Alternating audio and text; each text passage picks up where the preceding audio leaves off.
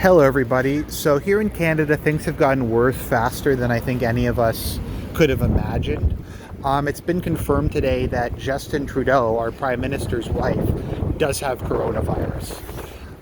He almost certainly has it, and maybe his kids do too.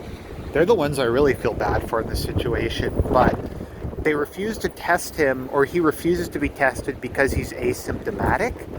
So, I don't get it. Does the test not work if you're asymptomatic? Then, what's the point of the test? If your lungs are turning into mush and you're, dying, how important is it to know if it's coronavirus at that point in time? Isn't the idea to, figure out whether someone is contagious during the asymptomatic period so they're not infecting other people? Apparently not.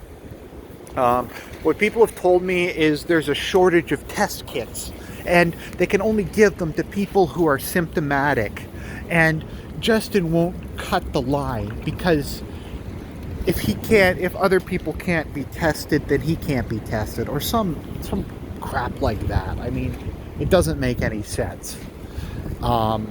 This is how the leader of my country behaves. And let's just think about this for a minute, because I don't like Justin Trudeau. I don't think he's done a particularly good job in this crisis. I think his politically correct, we can't take rash measures because that would be hatred and that would be racism and stuff, have probably made the situation a lot worse. But that's not really the issue here. The issue here is, what are the odds that Justin's been meeting with high-level government officials? The health minister, the minister of defense, the minister of foreign affairs. He's been to cabinet meetings. So he's probably been in a room recently with the leaders of all the major departments of Canada. And that's not even the bad thing, because theoretically speaking, if Parliament Hill got blown up tomorrow, the various bureaucracies are independent and they could probably keep functioning. They would have issue with raising additional funds beyond what they normally get because Parliament couldn't pass funding bills. But at the same time, it would still function. But those ministers are probably meeting with their own teams. They're meeting with their deputy ministers. They're meeting with the executives.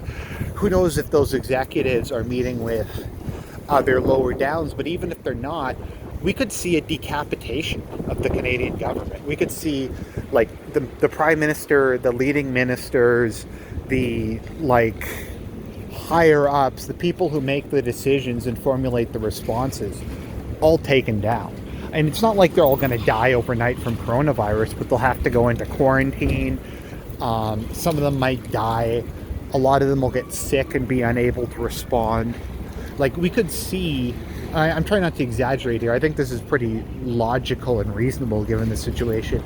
We could see the entire Canadian government under quarantine and with a vastly diminished capacity to respond. And who knows, who he's met with in terms of provincial leaders.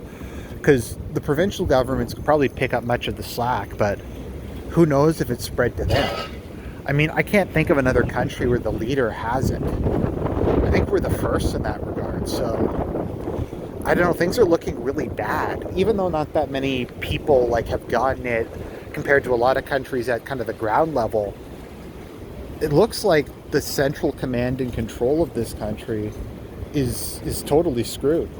So that's just an update.